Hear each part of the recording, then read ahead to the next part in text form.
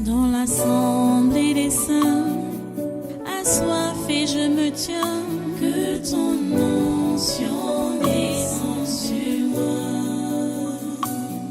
Conscient que mon destin est dans le creux de ta main, que ton onction descende sur moi. Je suis disposé, assoiffé, que ton onction descende sur moi. Je suis disposé, assoiffé, que ton onction descende sur moi.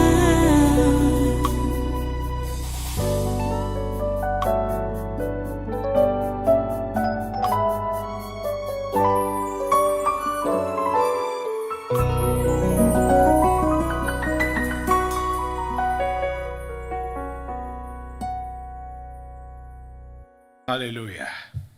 Amen, amen, amen. Voilà, vous restez debout, prenez votre Bible. Prenez votre Bible. Et partons dans Jérémie. Jérémie encore. Chapitre 18. Jérémie chapitre 18. Relisons notre texte, les 10 versets, les 10 premiers versets de ce chapitre. Nous lisons. La parole qui fut adressée à Jérémie de la part de l'Éternel en ces mots: Lève-toi et descends dans la maison du potier. Là, je te ferai entendre mes paroles. Je descendis dans la maison du potier, et voici, il travaillait sur un tour. Le vase qu'il faisait ne réussit pas.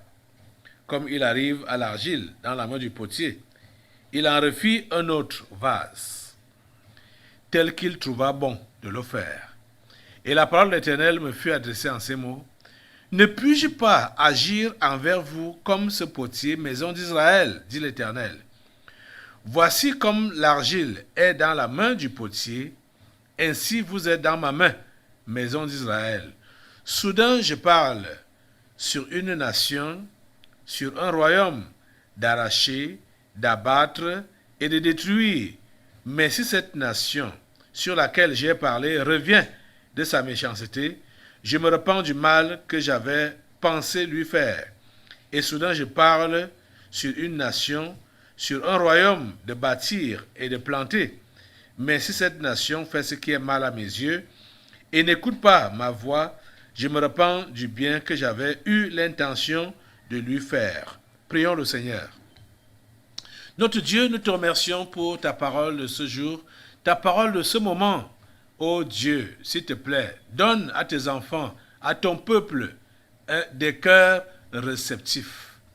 Donne à ton peuple des cœurs réceptifs et accomplis ta volonté dans nos vies, Seigneur. Aujourd'hui, nous sommes dimanche pour clôturer le séminaire de ce mois d'octobre 2021.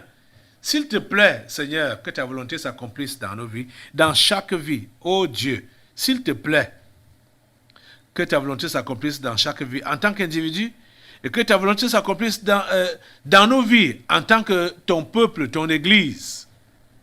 Ô Dieu, que ta volonté s'accomplisse dans notre nation, dans nos nations et dans ce monde, sur cette terre, comme au ciel. Seigneur, nous crions à toi, nous nous attendons à toi. Nous implorons ta grâce et ta miséricorde. Ô Dieu, donne à tes enfants des cœurs soumis et obéissants. Ô Dieu, s'il te plaît, interviens. Merci Seigneur, parce que tu as accompli ta volonté dans nos vies. Au nom puissant de Jésus, nous avons prié. Amen. Amen. Voilà, prenez place. Asseyez-vous dans sa sainte présence. Et une fois de plus, soyez les bienvenus à ce programme, à ce culte. Vous tous qui êtes ici présents et tous ceux-là qui nous regardent à travers le monde ou qui nous écoutent à travers le monde, soyez tous les bienvenus à ce culte. J'aimerais vraiment que vous puissiez comprendre ce que Dieu nous dit depuis jeudi. Ça ne suffit pas de savoir que Dieu nous a fait une promesse.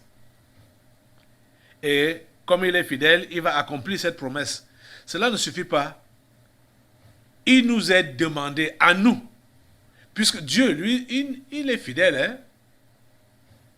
Et il accomplit toujours ses promesses. Hein? Si sa promesse ne s'accomplit pas dans notre vie, c'est notre faute. Ce n'est pas de sa faute. C'est notre faute. C'est ça que il veut nous faire comprendre.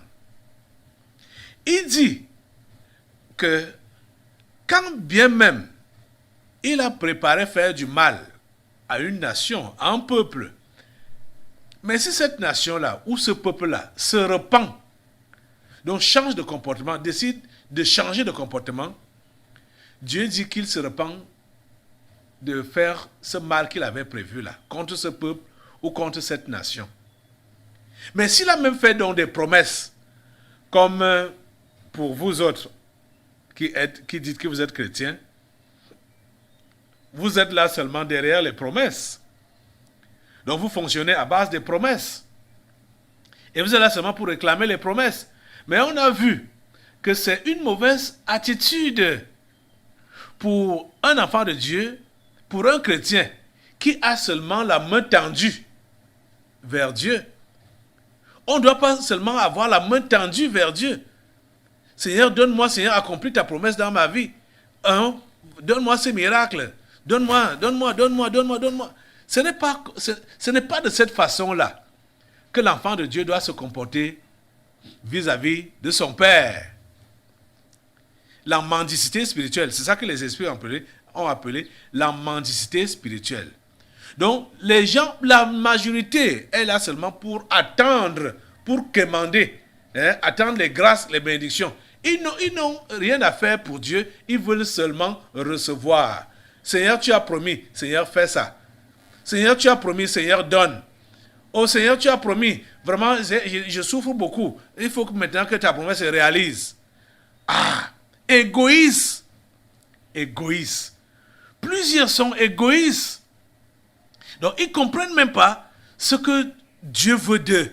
Ils ne savent même pas pourquoi Dieu les a créés et pourquoi Dieu les a sauvés, pourquoi Dieu a fait de ses enfants. Oh mon Dieu. Je vais vous rappeler les paroles de Dieu à Moïse au désert quand il appelait pour qu'il aille délivrer Israël dans Exode au chapitre 3. Exode chapitre 3. Allez avec moi dans ce passage-là. Exode chapitre 3. À partir du verset 11, voici ce qui est dit. Moïse dit à Dieu, « Qui suis-je pour aller vers Pharaon et pour faire sortir d'Égypte les enfants d'Israël ?» Dieu dit, « Je serai avec toi, et ceci sera pour toi le signe que c'est moi qui t'envoie. Quand tu auras fait sortir d'Égypte le peuple, vous servirez Dieu sur cette montagne. » Hein? Vous comprenez? Quand tu auras fait sortir d'Égypte le peuple, c'est le verset 12, hein? Vous servirez Dieu sur cette montagne. Vous comprenez? Dieu délivre de l'esclavage, Dieu délivre du péché ses enfants pour qu'ils puissent le servir. Jésus, avant de monter au ciel, a fait cette recommandation. Allons dans Matthieu au chapitre 28. Ces dernières paroles à ses disciples, donc ceux qui étaient physiquement avec lui là et ceux qui devaient aussi croire par la suite, donc nous autres aujourd'hui. Voici les recommandations de Jésus. On nous dit, Matthieu chapitre 28, à partir du verset 18, la Bible nous dit, Jésus s'étant approché, leur parla ainsi. Tout pouvoir m'a été donné dans le ciel et sur la terre. Allez, faites de toutes les nations des disciples, les baptisant au nom du Père, du Fils et du Saint-Esprit, et enseignez-leur à observer tout ce que je vous ai prescrit. Et voici, je suis avec vous tous les jours jusqu'à la fin du monde. Voilà la mission que Jésus a donnée à ses disciples. Voilà la mission que Jésus-Christ nous a donnée. Il a dit qu'on doit faire de toutes les nations ses disciples. Quand tu deviens enfant de Dieu, chrétien, quand tu es né de nouveau, tu as reçu une mission. Je veux que nous puissions encore repartons encore dans le texte de Hébreux. Hébreux, qu'on a déjà eu à lire ici. Oh Seigneur, ta grâce. Pourquoi est-ce que vous êtes lent à comprendre? Pourquoi est-ce que vous êtes lent à comprendre? Le Seigneur nous a ouvert une carrière. Le Seigneur nous a ouvert une carrière. Quand nous avons cru, quand nous nous sommes donnés à lui, au lieu d'avoir l'esprit de mendicité, on est là seulement en train de réclamer, de quémander. Seigneur, donne, Seigneur, donne, Seigneur, donne, Seigneur, donne. Oh Seigneur, ta grâce. Seigneur, ta grâce. Allons dans Hébreux. Hébreux, au chapitre... Hébreux chapitre 12, Hébreux chapitre 12, à partir du premier verset, nous donc aussi, puisque nous sommes environnés d'une si grande nuée de témoins, rejetons tout fardeau et le péché qui nous enveloppe si facilement et courons avec persévérance dans la carrière qui nous est ouverte. Courons avec persévérance dans la carrière qui nous est ouverte. Courons avec persévérance dans la carrière qui nous est ouverte, ayant les regards sur Jésus, le chef et le consommateur de la foi. Vous voyez, la carrière nous a été ouverte. Dès que nous avons cru en Jésus, la carrière nous a été ouverte. Cette carrière n'est pas la carrière de mendicité, qu'on a là seulement les mains tendues. Les mains tendues, Seigneur, donne-moi, Seigneur, donne-moi, Seigneur, bénis-moi, Seigneur, accomplis tes promesses, accomplis tes promesses. Ce n'est pas ça.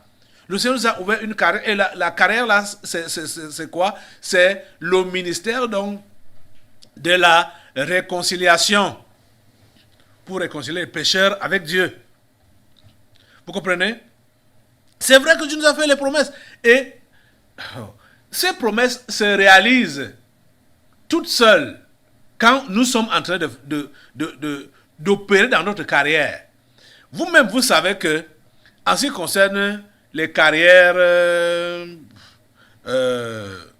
séculières, là, on ne peut pas avoir de promotion, d'élévation ou d'augmentation de salaire si on n'est pas fidèle, on n'est pas performant dans sa carrière. Mais aujourd'hui, les enfants de Dieu veulent recevoir des bénédictions, des grâces, sans rien faire dans leur carrière. Ils ne font rien dans leur carrière. Mais ils ont plutôt été habitués à une mauvaise manière. C'est-à-dire, comme ils ont été habitués avec les faux prophètes, les prophètes de Babylone, qui leur ont enseigné des méthodes telles que les semences, des méthodes telles que construire les hôtels, les méthodes telles que semer, oui, donner. Et comment ils font donc? Ils font ces sacrifices-là en attendant des retombées, donc des récompenses, que Dieu puisse les bénir. Donc, ils ne font pas ça par amour. Naturellement, Dieu a prévu que son enfant doit communier avec lui dans l'amour, prier, lire sa Bible, évangéliser, assister aux assemblées et participer à l'évolution du ministère avec ses dons et tout ça là.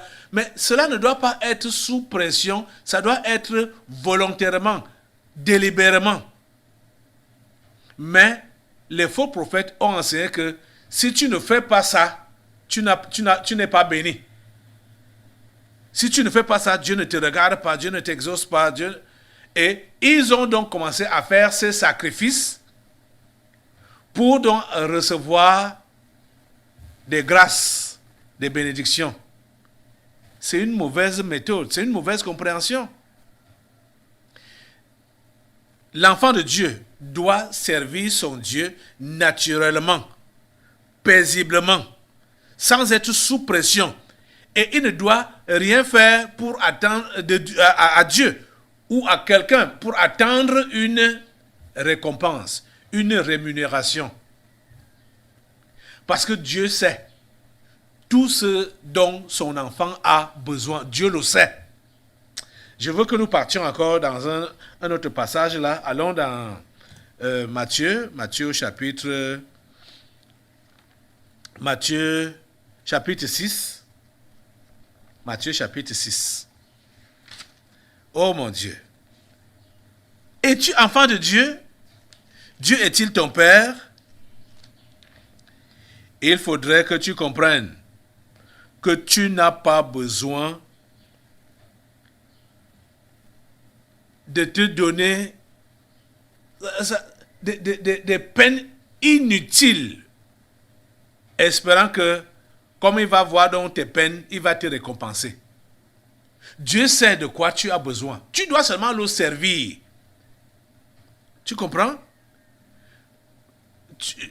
Quand tu as cru en lui, on t'a dit qu'il y a des promesses, des choses que tu dois recevoir.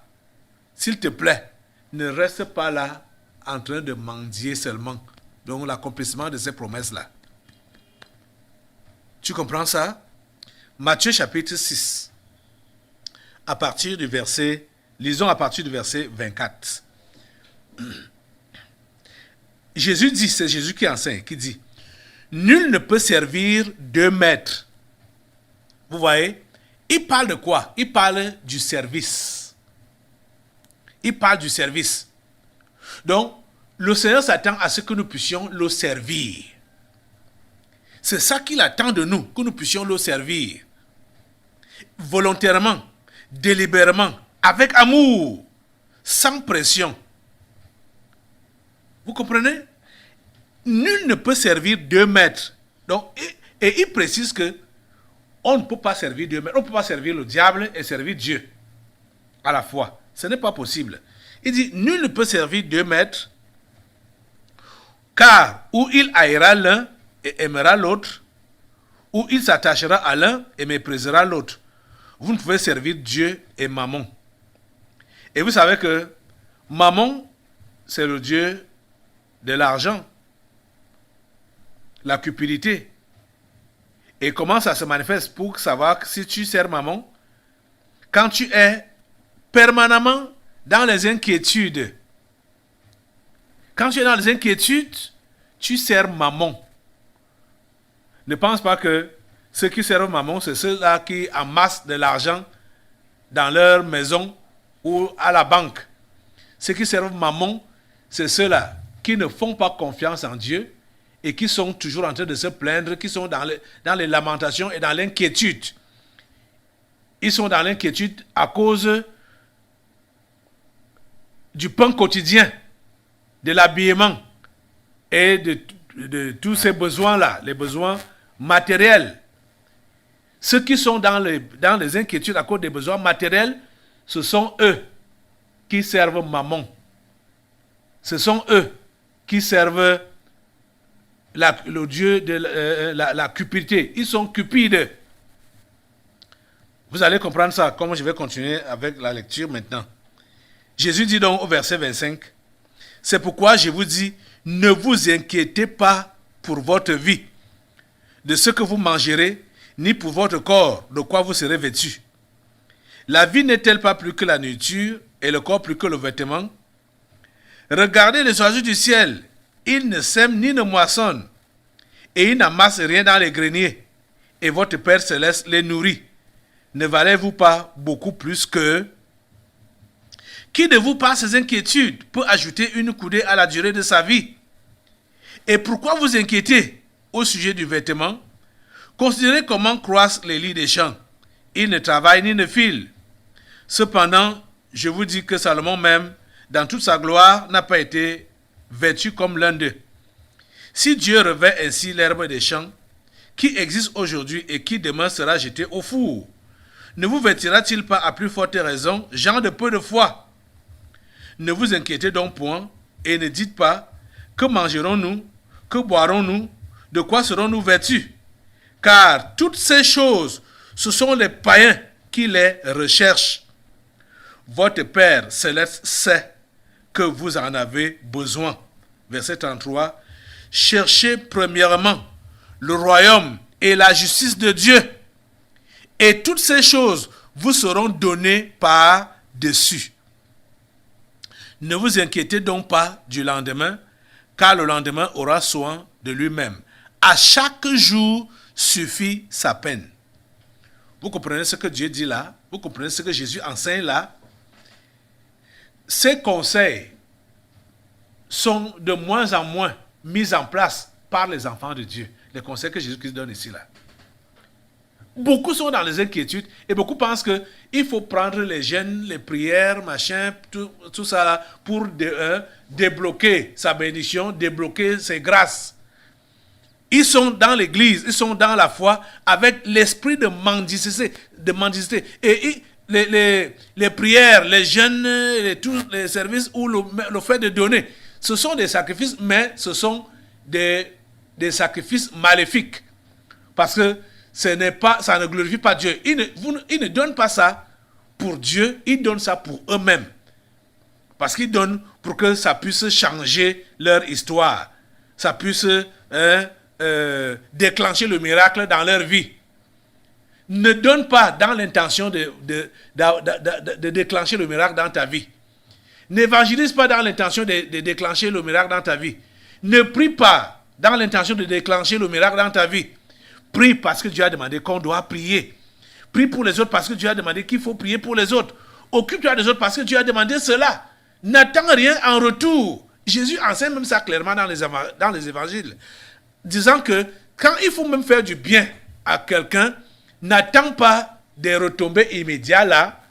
Si tu as donc des retombées immédiates, tu n'auras plus rien au ciel. C'est ça que Jésus enseigne. Oh les amis, lisez la Bible. Lisez la Bible. Ces mauvais enseignements que vous avez reçus là, pour que vous puissiez faire le travail de Dieu et recevoir les récompenses du tic au tac, c'est très mauvais. C'est très mauvais. Si tu as ta récompense ici sur la terre, parce que tu as servi Dieu, ou parce que tu as fait tu as posé une bonne action, tu n'auras plus rien au ciel. Tu n'auras plus rien au ciel. Oh mon Dieu. Je ne sais pas où aller, qu'est-ce que je dois prendre comme référence et qu'est-ce que je ne dois pas prendre. Jésus a également enseigné en disant que quand il faudrait faire même du bien aux gens, tu ne fais pas du bien à celui qui peut te rembourser cela.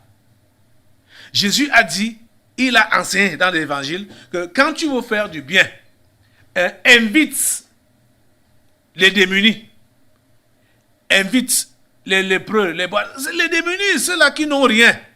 Et c'est à eux que tu dois offrir tes banquets. N'invite pas les gens qui vont aussi te rembourser. C'est ça que Jésus a enseigné. Vous comprenez? Juste pour nous faire comprendre que le bien qu'on est appelé à faire sur cette terre, on ne doit pas attendre la récompense sur cette terre. Relisez bien votre Bible, hein? Relisez bien les évangiles, relisez bien ça. Les propos de Jésus, dans les enseignements de Jésus dans les évangiles. Vous attendez juste les récompenses immédiates dans cette vie. Et plusieurs, comme ils s'adonnent donc, ils s'adonnent, et ils voient qu'il n'y a pas de retombées. Ils se découragent. C'est pourquoi il y a dans la cage ces démons, ces esprits appelés les sacrifices qui sont accompagnés de la colère. Les sacrifices et la colère. Quand je dis, quand on appelle sacrifice, qui est maintenant le démon, on doit comprendre que c'est de mauvais sacrifices. Ça n'a pas été fait dans de bons termes. Ces sacrifices-là, ce qu'on a eu à donner, vous voyez, on va vous enseigner que Dieu a demandé à Abraham d'offrir Isaac qui était son seul enfant, machin, et on va te dire, oh, toi-même, il faut que le sacrifice que tu vas donner là, et ils vont pas, c'est en termes d'argent, hein, ou en termes de matériel, ça doit te faire mal. Mettre ta main au fond de ta poche, au fond de ton sac, prends ce qui te coûte cher là, hein, donne ça. On va te dire, voilà, tu donnes ça, c'est pour ouvrir, hein, la porte de tes bénédictions. C'est faux.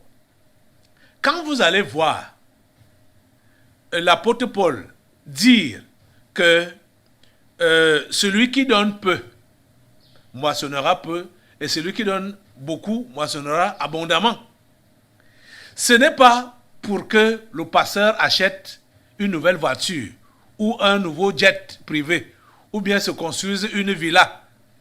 C'est pour aider les pauvres que Paul avait dit ça. Dans ce contexte-là, pour aider les pauvres, la collecte était organisée pour les pauvres de Jérusalem.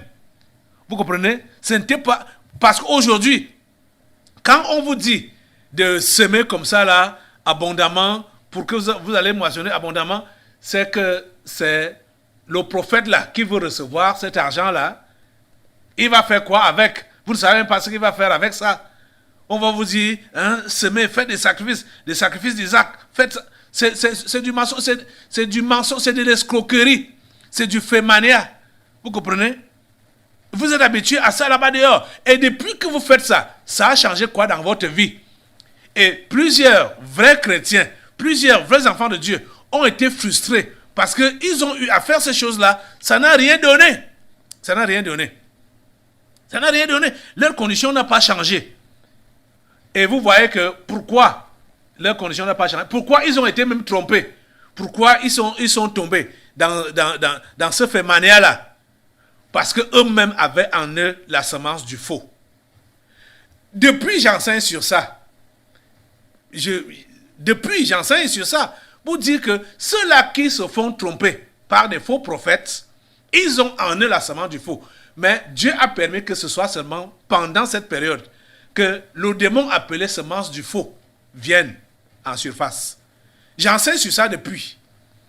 J'ai toujours dit, et ça se vérifie, que tous ceux-là qui sont qu'on escroque dans les soi-disant églises là, ils donnent leur voiture, ils donnent tout leur salaire, ils donnent, comme on a vu le cas de cette pauvre dame ici là, Clarisse, qui s'est endettée à 3 reprises pour aller donner à son église.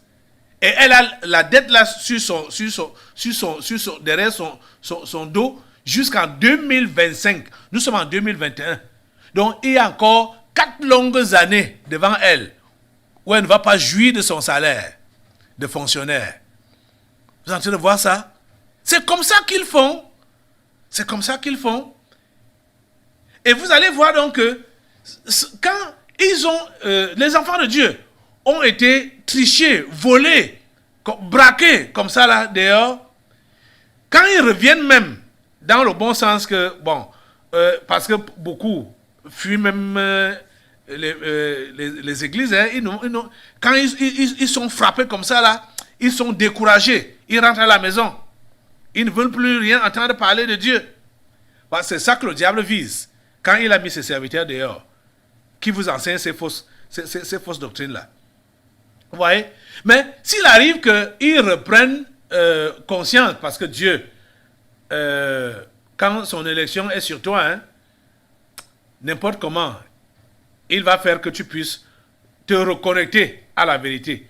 Mais quand ils sont reconnectés à la vérité, ils ne sont plus prêts à faire normalement ce que Dieu demande. C'est-à-dire donner sans attendre les récompenses immédiates là, Puisque, que ce soit les offrandes, que ce soit les dîmes, tout ça là, Dieu a prescrit ça, mais ce n'est pas dans l'esprit que les faux prophètes vous l'ont annoncé. Ce n'est pas dans l'esprit là. Donc vous allez voir ces gens, quand ils reviennent donc, même au Seigneur là, mais ils deviennent réticents. Ils deviennent réticents. Hein? C'est-à-dire, si ils ne veulent plus participer en rien, c'est-à-dire, le zèle est parti, que soi-même assister l'assiduité aux réunions, ils n'ont plus ça. Ils ont dit, ok, j'ai déjà été trop mordu, je me suis engagé avant là et j'ai été trompé. Donc maintenant là, je pars doucement. C'est pas comme ça que tu dois faire. C'est pas comme ça que tu dois faire. Et vous allez voir plusieurs qui restent même à la maison et qui disent que, ok, comme ça m'a déçu là-bas dehors, je reste à la maison, je vais prier. Hein? Dieu n'est pas à l'église. Je prie avec moi, avec ma famille, avec ma petite famille, on sert Dieu. Tu vas servir Dieu comment avec ta famille? Seul. Hein? Tu ne peux pas t'en sortir. Et quand bien même, ils sauront que oui, Dieu veut que je puisse me donner à lui et que je puisse être instruit dans ses voies. Il y a certains qui vont seulement rester au niveau à être connectés au niveau des médias, soit à écouter à la radio ou à la télé ou sur les réseaux sociaux. Ils se réservent pour dire non, je ne veux pas m'adonner, je ne veux pas aller dans ce milieu-là. Comme j'ai été déçu auparavant là, je prends mes précautions. C'est pas comme ça que tu dois faire. C'est pas comme ça. Le diable a su que tu es l'appelé de Dieu, l'élu de Dieu. Il a envoyé ses agents avant que tu ne découvres la vérité. Si je peux dire la vraie vérité, avant que tu ne la découvres.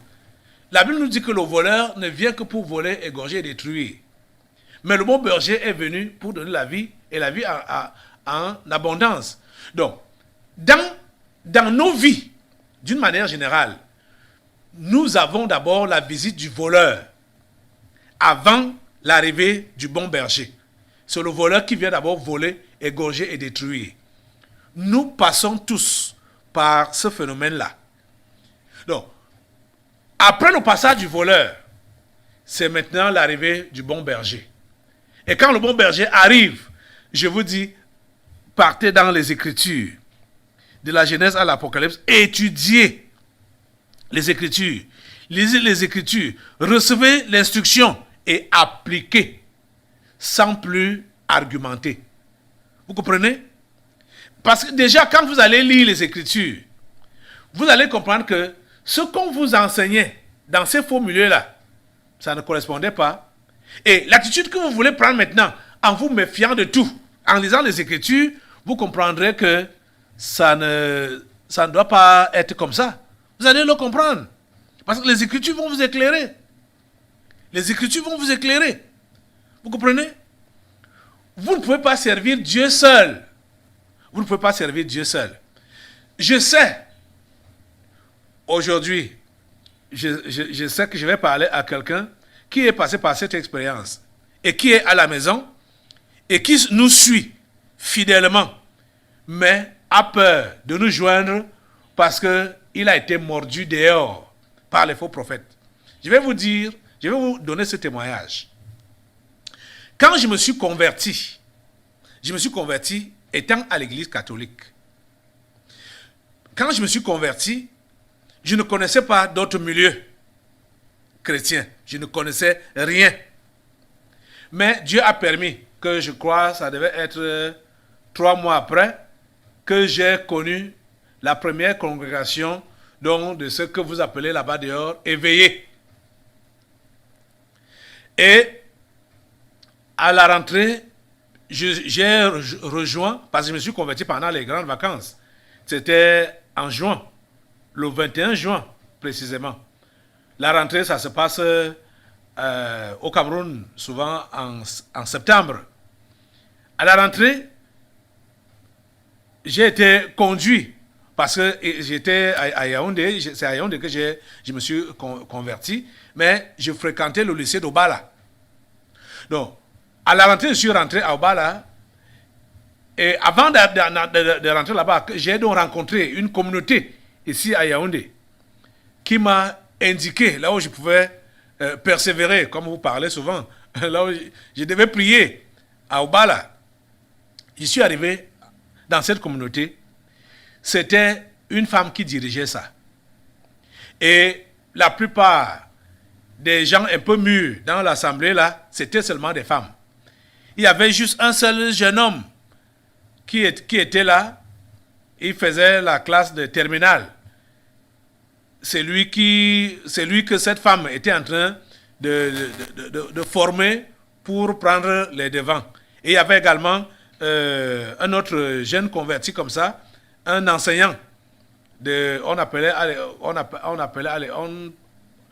l'époque technologie. Donc un enseignant de technologie, donc physique.